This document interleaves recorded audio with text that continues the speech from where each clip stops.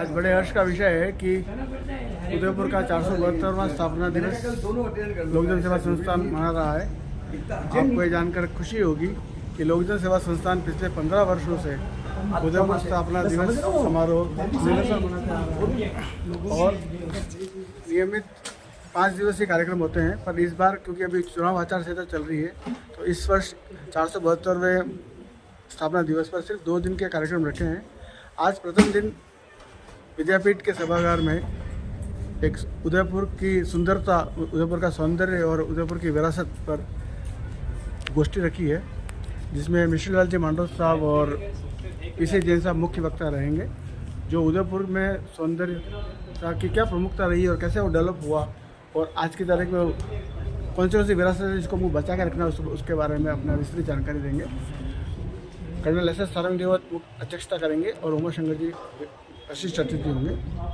कल अक्षय तृतीया को ही उदयपुर की स्थापना है, तो हमेशा अक्षय तृतीया के दिन हम उदया पोल पे जो महाराणा उदय सिंह जी की आदमकद प्रतिमा लगी हुई है उस पर दुग्धाभिषेक पंचगव्य स्नान पुष्पांजलि करके वहाँ चित्र पे माल्यार्पण करके वहाँ एक सूक्ष्म प्रोग्राम करते हैं। तो कल सुबह 8:15 बजे ये प्रोग्राम रहेगा और शाम को 3 बजे श्रमजीवी कॉलेज के सोमानी सभागार में युगधारा के जो सब कवि हैं, और ऐसा कोई भी कवि नहीं होगा जिसने मेवाड़ पे या उदयपुर के महिपा पे कोई न या प्रताप की महिपा पे कविता नहीं लिखी होगी। तो नया सृजन और पहले का सृजन मिलाकर कल शाम 3 बजे से सोमानी सभागार में उदयपुर के यशोगान, मेवाड़ के यशोगान पे कविता का कवि सम्मेलन होगा। यही 2 प्रोग्राम, 3 प्रोग्राम 2 दिन में रखे हैं इस बार, और चुनाव आचार संहिता के चलते क्योंकि और जो सांस्कृतिक कार्यक्रम और जो बच्चों की कंपटीशन हम करते हैं वो इस बार नहीं करेंगे। और आज के कार्यक्रम के मुख्य वक्ता के रूप में हमारे बीच उपस्थित पीसी जैन साहब के स्वागत के मैं डॉक्टर मनीष जी से निवेदन करता हूँ और ऊपर से स्वागत कराने। इसी कड़ी में मैं इंद्र सिंह जी राणा साहब से निवेदन करता हूँ कि हमारे बीच प्रोफेसर मिश्री लाल जी मांडो साहब विराजमान हैं, उनका भी ऊपर से स्वागत कराने।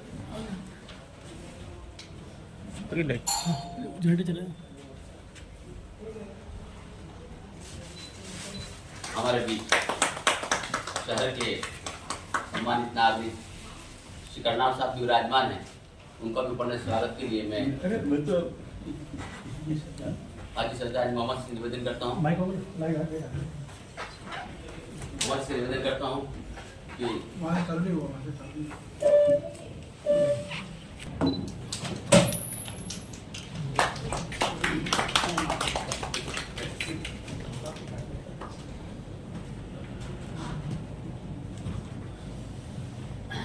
और हमारे लोकजन सेवा संस्थान के अध्यक्ष प्रोफेसर विमल शर्मा का स्वागत है। मैं रामचंद्र तिवारी समाज के रामचंद्र तिवारी से निवेदन करता हूँ कि विमल जी का भी बड़े स्वागत कराना।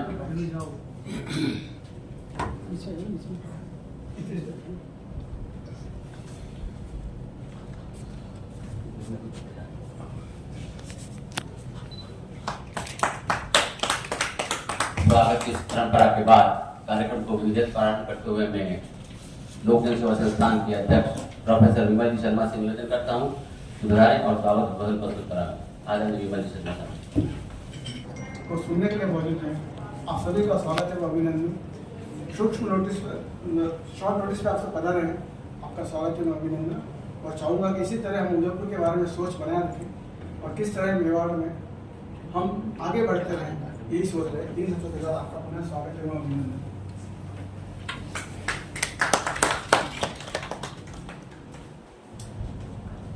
धन्यवाद आपने बहुत बहुत धन्यवाद, आभार। अब मैं लोकजन सेवा संस्थान के संस्थापक श्री जयकिशन चौबे से निवेदन करता हूँ कि पधारें और इस 2 दिवसीय कार्यक्रम की रूपरेखा प्रस्तुत कराना।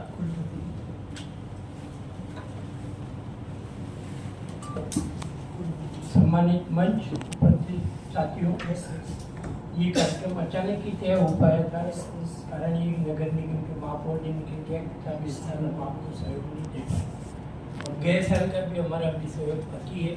और परसों उप महापौर जी मिले थे, उनके करवा दूंगा। ये कार्यक्रम जो हमने शुरुआत की, डॉक्टर के गुप्ता साहब ने ये दिनांक और डेट प्रशासन और नगर निगम के माध्यम से तय करने के पश्चात ये तय किया गया था।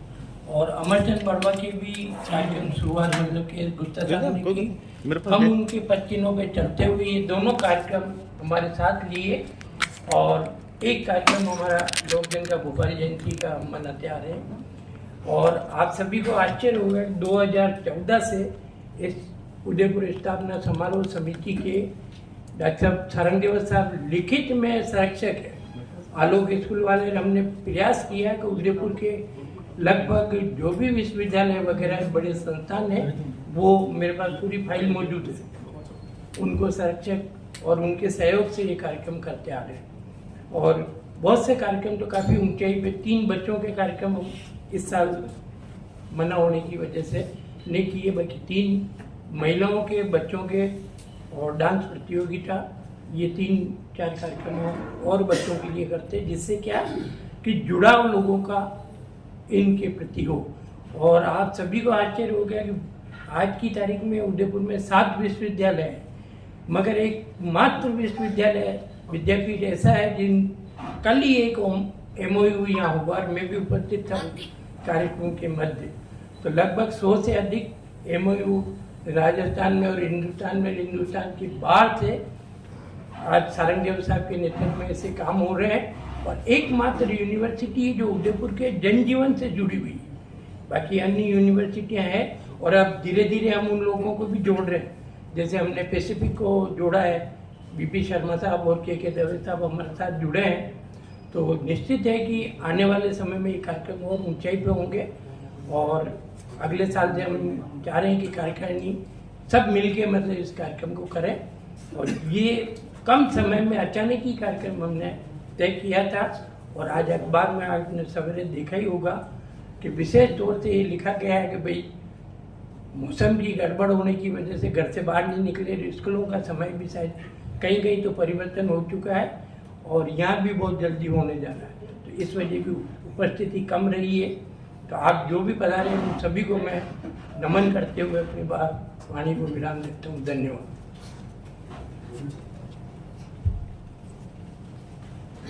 धन्यवाद चौबे साहब, आपने कार्यक्रम की रूपरेखा प्रस्तुत की, बहुत बहुत आभार, धन्यवाद। आज का संगोष्ठी का मुख्य विषय है उदयपुर की प्राकृतिक सौंदर्यता एवं विरासत। उदयपुर अपने आप में एक उद्भट शहर है जिसमें प्राकृतिक सौंदर्यता के साथ साथ मानव निर्मित विभिन्न कलाएं उपस्थित हैं। इसी प्रकार की कुछ चर्चाओं के लिए मैं हमारे बीच उपस्थित प्रोफेसर मिश्रीलाल जी मांडोद साहब से निवेदन करता हूं, पधारे और उदयपुर की सौंदर्यता के संबंध में अपने विचार व्यक्त कराएं।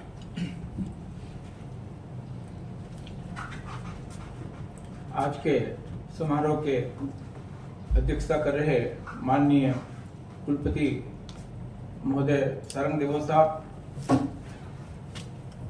दूसरे कुलपति उमाशंकर जी साहब, उदयपुर के विभिन्न क्षेत्रों में सेवारत, कार्यरत और अपना अमूल्य योगदान देने वाले यहाँ विराजमान सभी महिमामय व्यक्तित्व को मेरा सादर प्रणाम।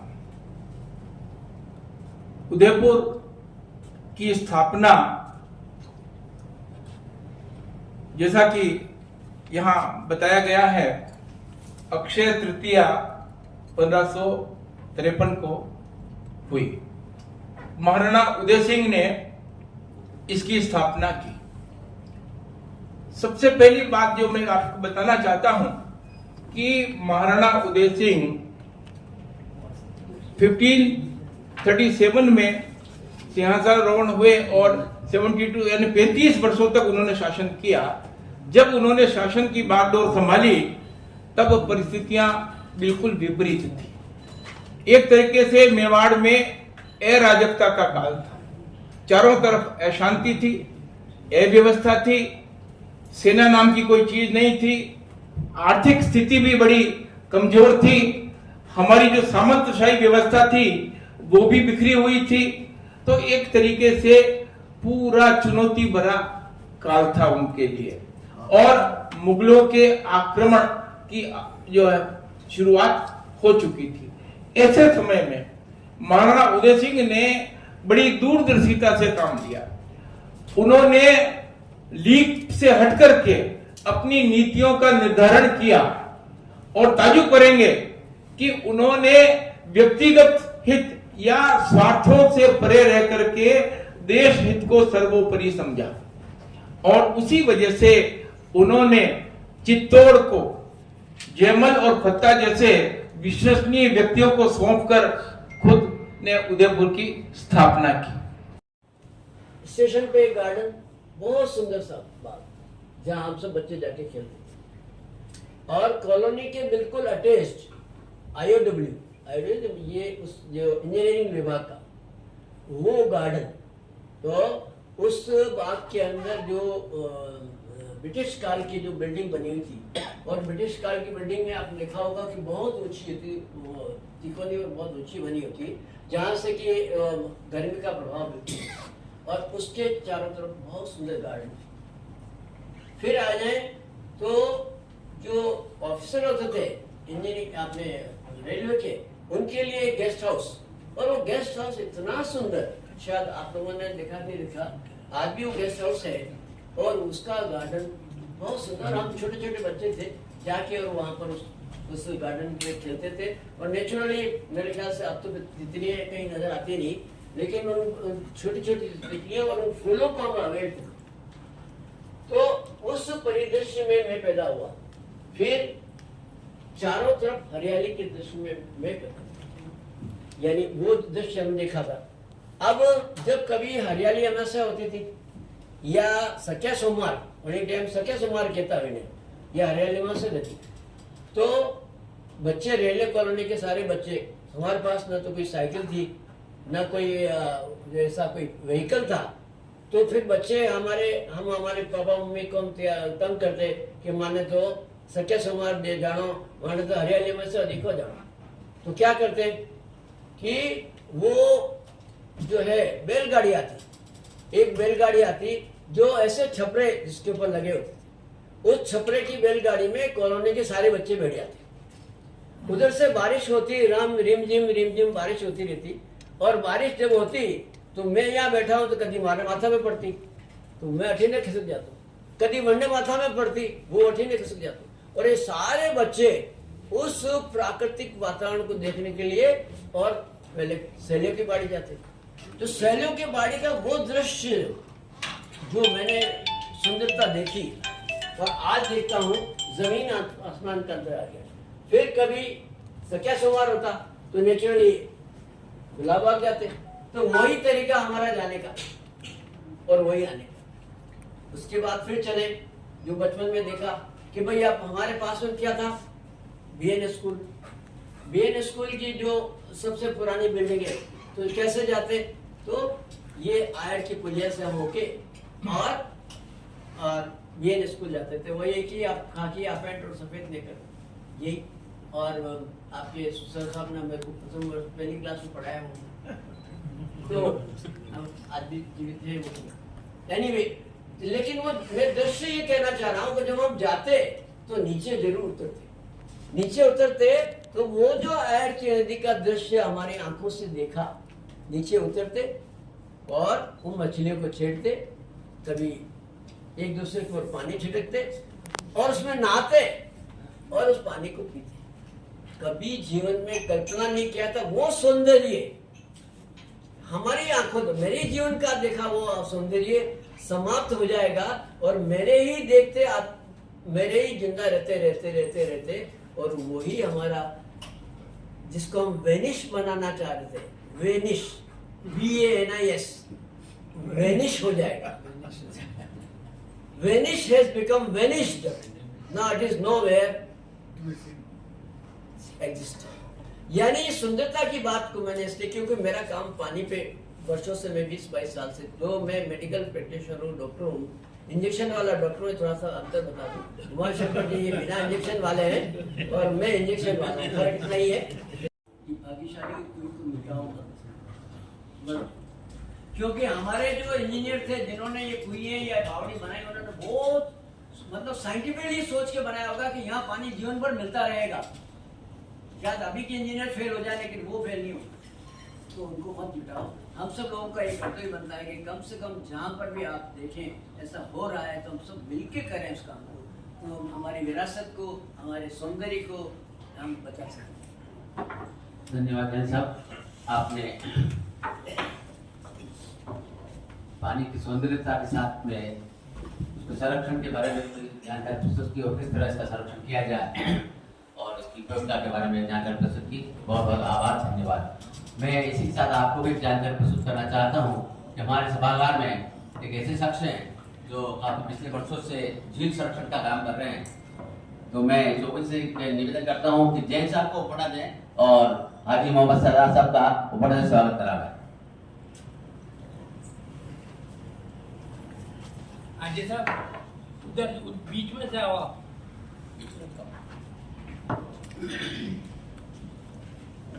बुजुर्गों की एक टीम है सर, 2-4 लोग भी है। संडे को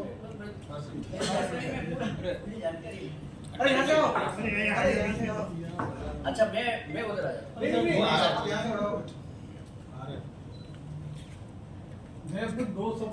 बिल्कुल बिल्कुल बोलिए ना साहब। आपके जैसे और लोग तैयार हुए तो हमारी झीलें बिल्कुल हम आपको भी बुलाएंगे और आना हमारे पास साथ लेके वो यार अपहरण करके आप ले जा सकते हो। अपन नहीं आपको उठा कर ले जाएंगे यही किया है, आज भी उन्होंने यही किया है। और नाम में बैठा कर आपसे श्रमदान करवाएंगे। वो बोली ठीक है, पर वो आज भी यही किया है। दो शब्द में बोलना चाहता भाई बैठ के आओ मिलके करें सफाई। मैं हाजी सरदार मोहम्मद, संस्थापक झील ऐतिहासिक नागरिक मंच।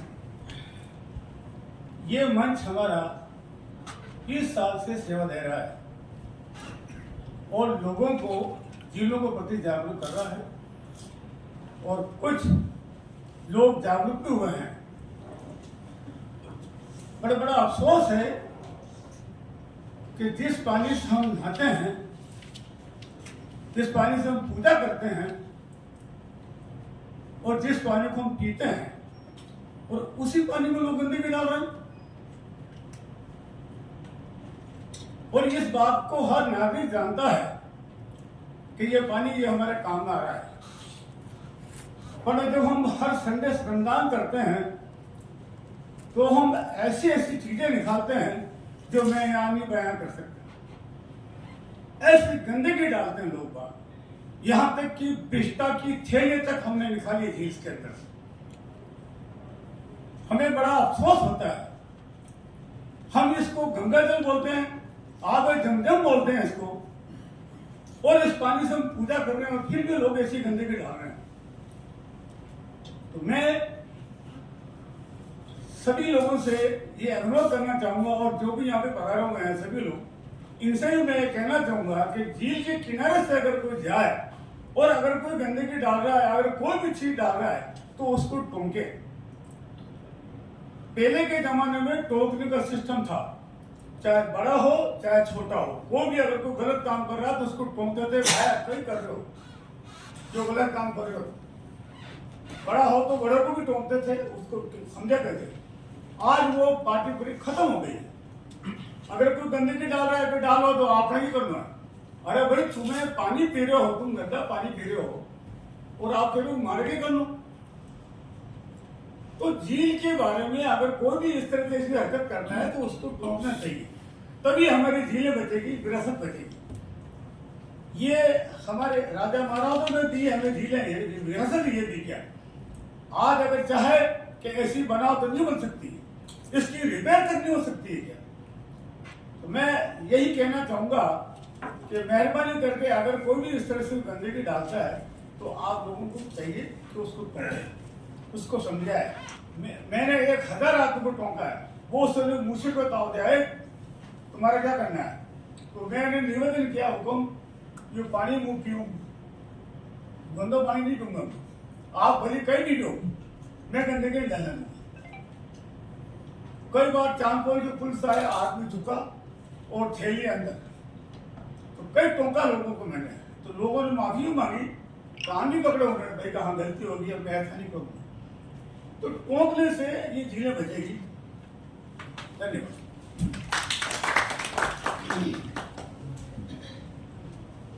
धन्यवाद राजीव मोहन जी, आपने जो पिछले वर्षों से आप झील संरक्षण का कार्य कर रहे हैं उसके लिए बहुत बहुत आभार। और निश्चित रूप से आपके उद्बोधन से यहाँ संभाग में उपस्थित लोगों को प्रेरणा मिलेगी और झील को स्वच्छ रखने में सहयोग प्रदान करेंगे। विरासत की बात हो रही है तो मुझे आज भाषा का प्रयोग किया है, तो वो भी हमारी विरासत। निश्चित रूप से अगर ये भाषा भी रेगुलर बराबर चलती रही तो बचेगी, वरना ये भी खत्म के कगार पर चल रही है। तो मैं आप सबने बहुत बहुत आभार व्यक्त करूँ, आप महानुभाव हो कि आप मेवाड़ी भाषा का प्रयोग दो। बहुत बहुत आभार, धन्यवाद। अब कार्यक्रम को आगे बढ़ाते हुए मैं हमारे विशिष्ट अतिथि रूप में विराजमान प्रोफेसर उमा शंकर जी शर्मा साहब, पूर्व कुलपति MPUIT से निवेदन करता हूँ कि बधाएं और अपना उद्बोधन प्रस्तुत कराएं।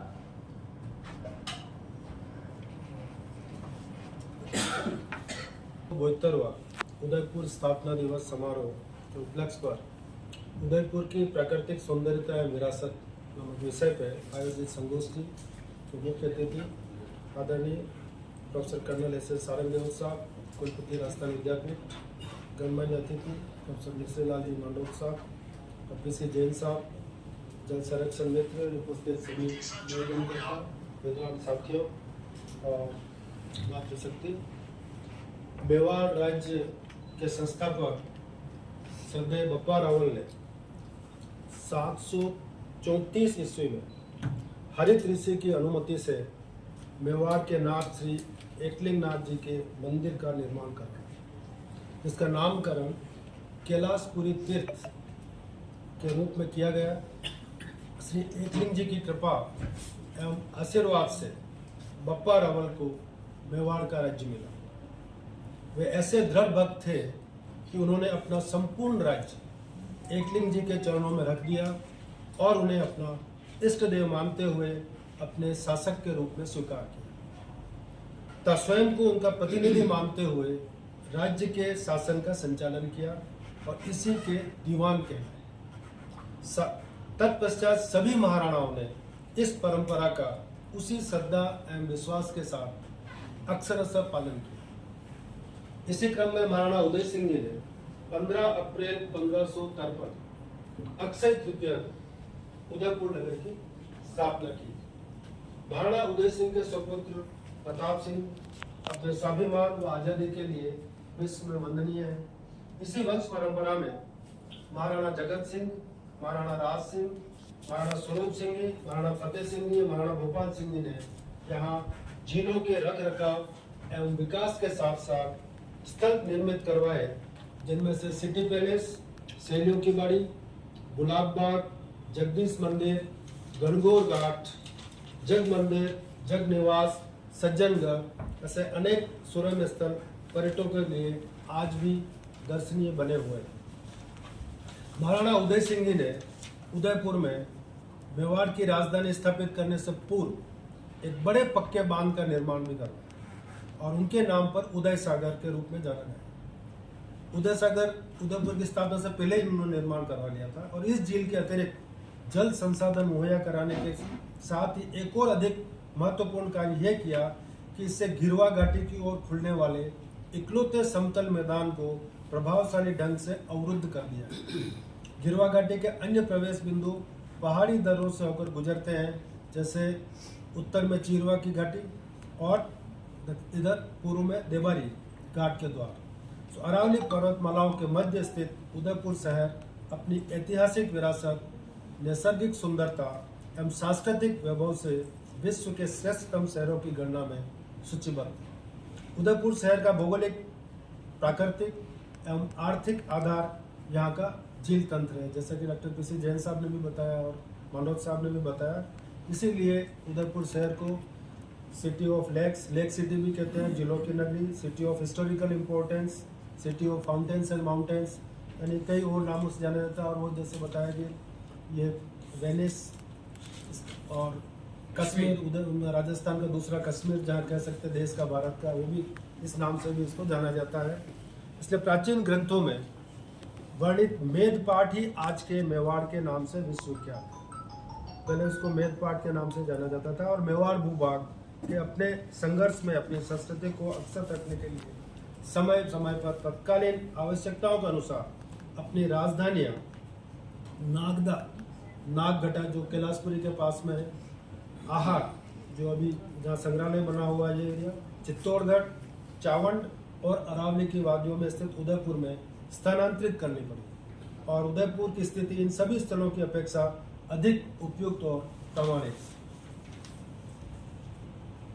मेवाड़ संस्कृति संरक्षण, यदि हम उदयपुर के इतिहास को विश्व इतिहास के परिप्रेक्ष्य में देखें तो प्रतीत होगा कि विश्व में कोई भी राजवंश ऐसा नहीं हुआ जिसका शासन लगभग 1214 वर्ष 734 ईस्वी से 1947 तक, जब हमारा देश स्वतंत्र हुआ तब तक अबाध गति से पूरा यही मेवाड़ का शासक राजवंश जो है वो शासन करता रहा। उनका शासन लगातार बना रहा।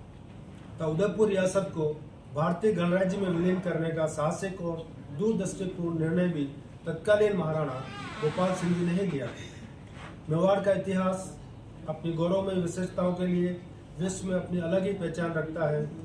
जैसा कि अभी आपने बताया था कि राणा सांगा का जो बहुत, क्योंकि इनके महाराणा प्रताप के बीच का कालखंड था उसमें हुए, और जो विरासत में हमें पन्नाधार और मीरा का जो मिला, ऐसा उदाहरण भी विश्व में दूसरी जगह और कहीं देखने को नहीं मिलता है। जो स्वामी भक्ति पन्नाधार ने कही और जो कृष्ण की भक्ति में मीरा ने जिस प्रकार से अपना योगदान दिया, वो भी एक अपने आप में अनूठा उदाहरण है। भौतिक और सुनी मान सकते हैं हम। एक बहुत बड़ी एक विस्तृत बात आपने यहाँ बताई। जिलों की नगरी को हम बहुत ही विभिन्न नाम से जानते हैं। वैली सॉवेस्ट, पुरातात्विक नाम के शिवी जानते हैं और उसमें पाटवाट मेदपाट के नाम से जाना जाता है। बागोर की हवेली इसमें एक अद्भुत हमारे यहाँ हेरिटेज है जो तत्कालीन प्रधानमंत्री रावत चंद्र बनाई और एक तहखाना भी माना जाता है। आपने पर्यावरणीय चिंता व्यक्त की और जितने हमारे बावड़िया, जलाशय और सरिता है उसका वाटर हार्वेस्टिंग करना बहुत जरूरी है। ये सिर्फ वाकया है एक आज के परिप्रेक्ष्य में बहुत महत्व रखती है। जहाँ तक ऋषि जैन साहब का है तो आप तो बहुत ही अद्भुत व्यक्तित्व के धनी हैं और जिस तरह से वाटर हार्वेस्टिंग है तो आप एक तरह से जल संरक्षण के पर्याय हैं और बड़ा उत्साह है और बड़े आपके दर्द होती, पीड़ा होती। जब भी कभी आपसे फोन से बात होती थे आप बड़े उत्साह के साथ कहते हैं कि आप लोग ये क्यों नहीं कर रहे हैं, वो क्यों नहीं कर रहे हैं, तो उसे लगता है कि आने वाली हमारी पीढ़ी के लिए कितने आप चिंतित हैं और ये चिंता रखने में वो जरूरी है। आपने विरासत पर विशेष फोकस करते हुए बचपन की जो संस्मरण सुना है वो वास्तव में शायद हमें अंतिम पीढ़ी है जो इस संस्मरण को हम समझ पा रहे हैं। बाकी तो क्या है कि आने वाली पीढ़ी को तो पता ही नहीं, वो कुछ कहानियां लगेगी ऐसा भी कभी हो सकता था, क्या होता होगा क्या। तो आपने सौंदर्य की जो बात करी और जिस तरह से प्राकृतिक सौंदर्य को आपको विरासत जोड़ा, आप पे आयर का जो मूल स्वरूप है उस पर भी आप बड़ी चिंता व्यक्त करी। धौजी की बावड़ी वास्तव में बिल्कुल ही विलुप्त हो गई, तो ये भी एक बहुत बड़ी, देखिए आप ऐसी अनेक बावड़े हो गई लेकिन एक बहुत ही फेमस मतलब इतनी नामचीन चीजें भी गायब हो जाती हैं। तो कहीं कि हम बड़े अपनी विरासत के प्रति, जल स्रोत के प्रति बड़ी उदासीन है, तो कहीं कि हमें उनको पुनर्जीवित करने की बहुत जरूरत है। और खास तौर से पानी के डिपोजिट को लेकर आपने बहुत बड़ी बात कही कि हम आज देखिए अब 72% वैसे पानी क्या है कि पीने का पानी हमारा 3% है, उसमें पीने का पानी 1% है और 1% में तो 72% हमने निकाल चुके हैं। तो हमारे पास केवल 28% के आसपास ही पानी है।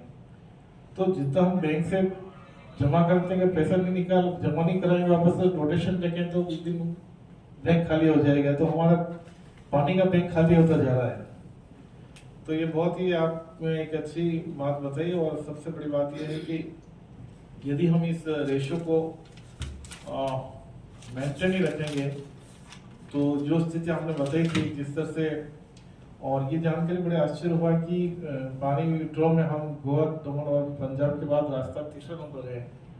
तो हम ज़्यादा अग्रणी है पानी को विड्रॉ करने में, तो इसको बहुत गंभीरता से लेने की ज़रूरत है।